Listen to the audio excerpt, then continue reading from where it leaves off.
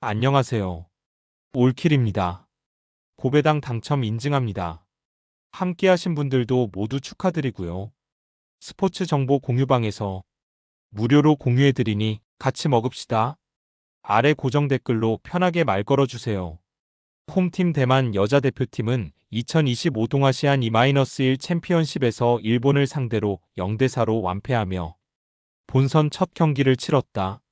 이번 대회 대만의 공식 소집 명단에는 리위원, 린신우이, 수이센 등 예선에서 두각을 나타낸 공격진이 모두 포함되어 있으며 실제로 본선 첫 경기에서도 출전이 확인되었다. 최근 10일 내 공식적으로 부상이나 결장 소식이 전해진 선수는 없어 주전 라인업 운영에 어려움이 없는 상황이다.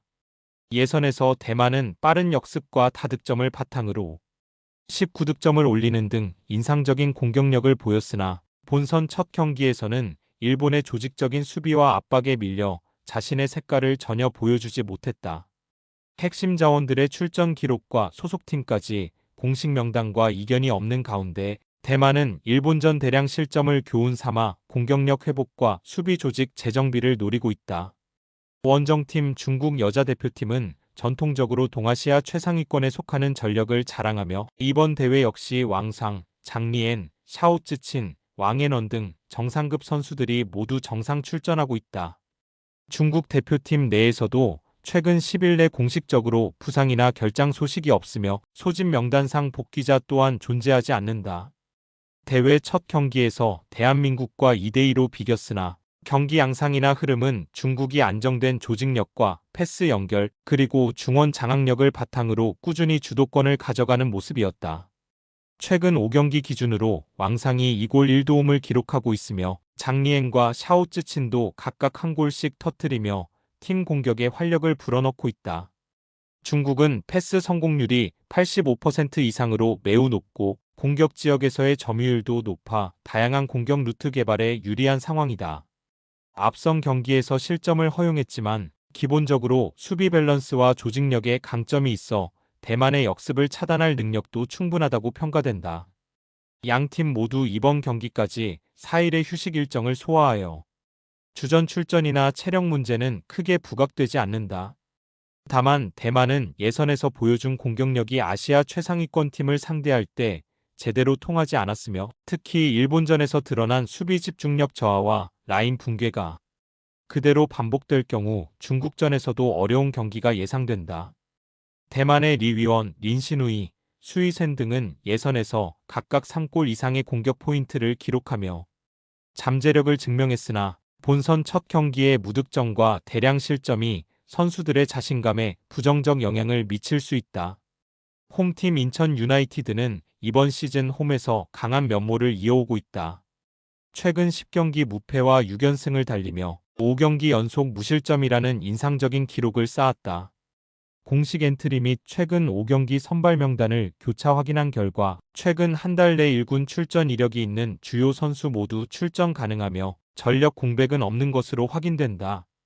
득점력에서는 스테판 무고사가 14골 3도움으로 리그 최상위 수준의 결정력을 보여주고 있고 김지현이 7골 2도움, 제르소 페르난데스가 6골로 득점 분포도 비교적 고른 편이다.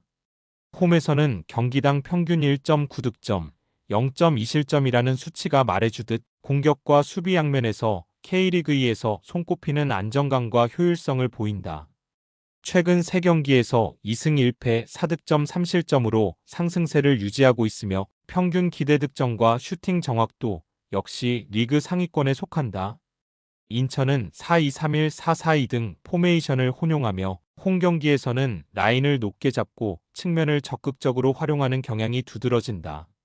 원정팀 충남아산FC는 최근 원정 3연승을 거두며 분위기 반전에 성공했지만 기본적으로는 원정 실점률이 높고 후반 집중력 저하가 뚜렷하다. 공식 엔트리와 최근 5경기 출전 명단을 기반으로 분석한 결과 팀 내 핵심 선수 이탈 없이 베스트 라인업을 유지할 수 있다. 팀 내 득점 순위에서는 김종민이 7골 1도움, 마테우스 세라핌이 6골, 정재민이 5골로 고르게 활약 중이다. 원정 평균 득점이 1.11로 리그 중위권이지만 실점은 0.89로 준수한 편이다. 최근 3경기 1승 1무 1패, 5득점 5실점으로 다득점 경기를 자주 연출하나 역시 원정 경기에서는 후반 75분 이후 실점률이 높아 불안 요소가 상존한다. 충남 아산은 4-3-3 기조 아래에서 역습과 세트피스의 강점을 보이지만 상대가 전술적으로 압박 수위를 높이면 중원에서의 볼 소유와 전환에서 어려움을 겪는 모습도 반복되고 있다. 최근 상경기의 XG, 점유율 등 수치를 보면 일정 수준을 유지하고 있음에도 불구하고 결정적인 순간에 수비 집중력이 흔들리는 경향이 경기 결과에 큰 영향을 미치고 있다. 이번 맞대결은 인천 유나이티드의 홈 강세와 충남 아산 FC의 원정 경기력에서의 기복이 맞붙는 경기로 전체적으로 인천이 경기 주도권을 잡으며 진행될 가능성이 크다. 인천은 스테판 무고사, 김지현, 제르소 페르난데스 등 핵심 자원의 공격력을 앞세워 전반부터 압박을 이어갈 것이며 홈에서 쌓은 자신감과 상대 수비 집중력의 빈틈을 노릴 것이다. 충남 아산 FC도 김종민, 마테우스 세라핌, 정재민 등 일선의 빠른 역습으로 한 방을 노릴 수 있지만 인천의 강한 수비벽을 넘기는 쉽지 않아 보인다. 후반에 갈수록 인천의 조직력과 체력 우위가 더욱 부각되면서 아산은 수비적으로 몰릴 수밖에 없을 전망이다.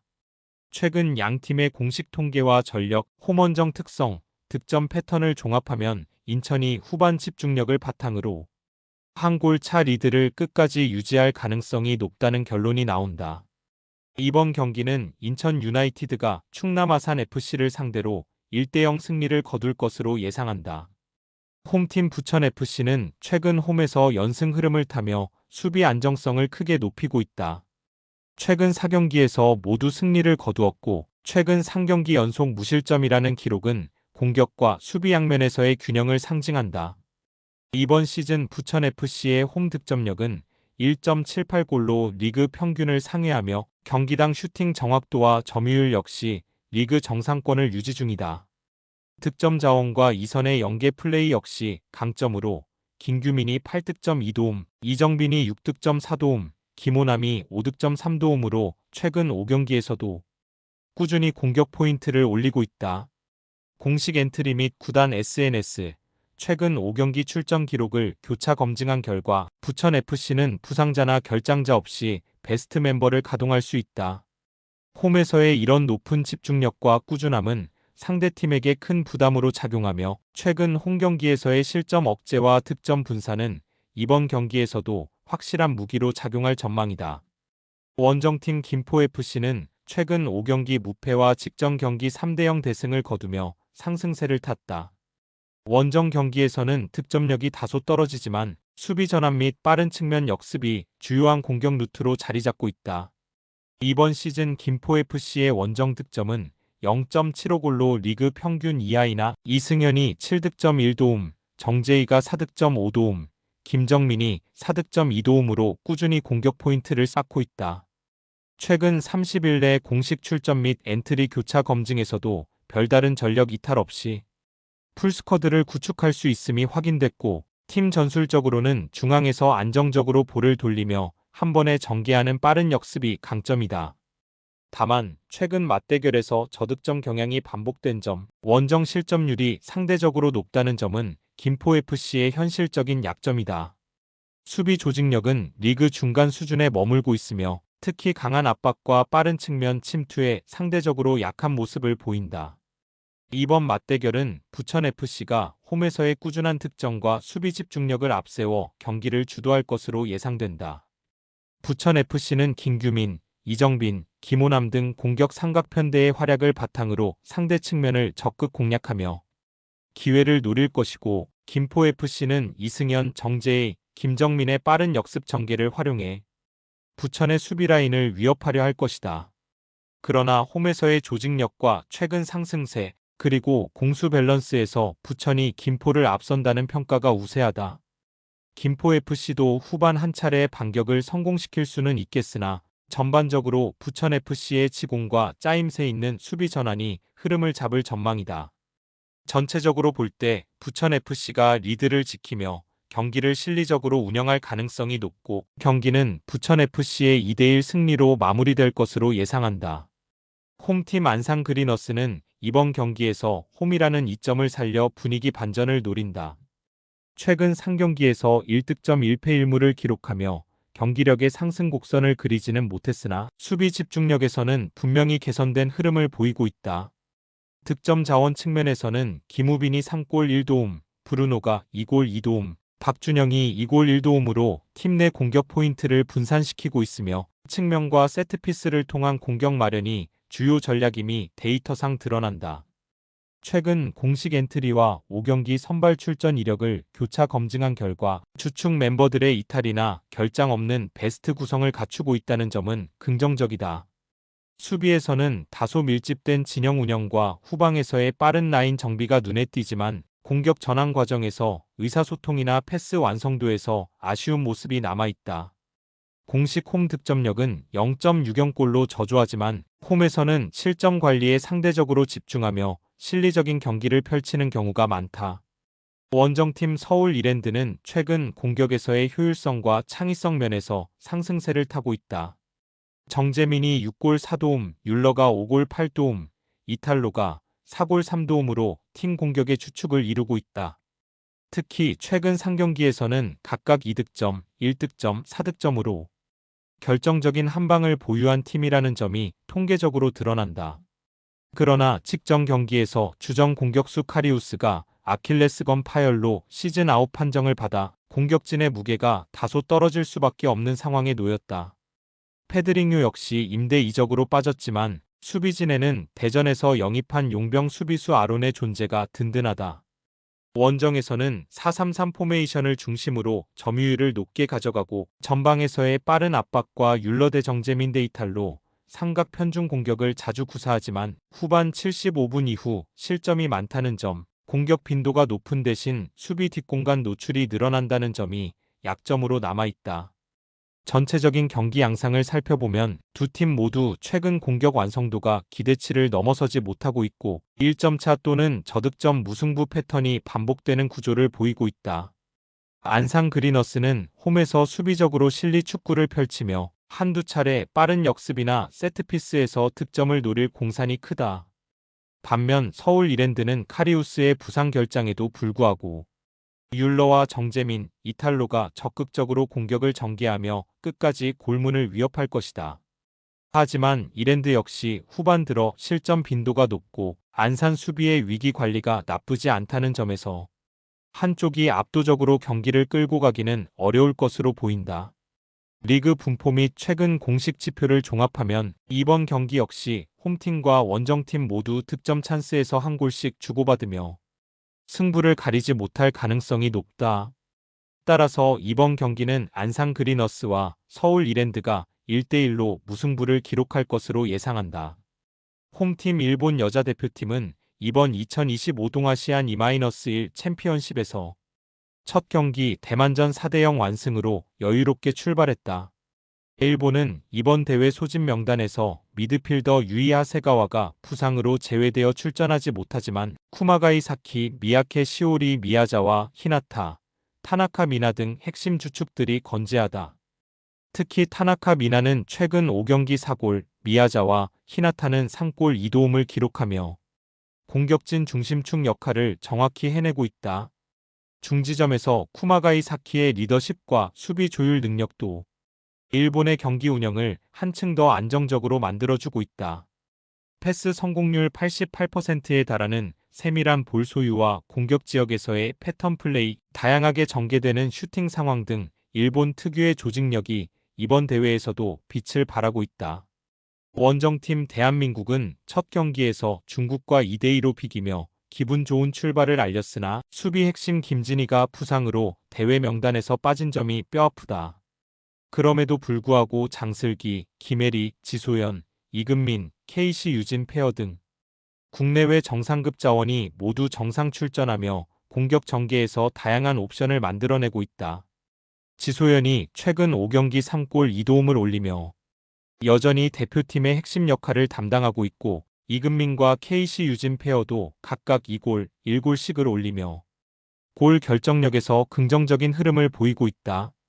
측면 돌파 빈도와 빠른 역습 전개는 한국의 가장 큰 특장점이지만 수비 조직에서는 일본에 비해 몇몇 허점을 노출하고 있다는 평가를 받고 있다. 본 대회 경기장인 화성종합경기타운은 중립지로 원정 적응 등 외부 변수의 영향은 미미한 것으로 보인다. 양팀 모두 4일의 휴식 일정을 소화하여 체력적으로는 주전 대부분이 최상의 컨디션을 유지할 것으로 예상된다. 일본은 모든 고급 지표에서 대한민국보다 우위에 있다.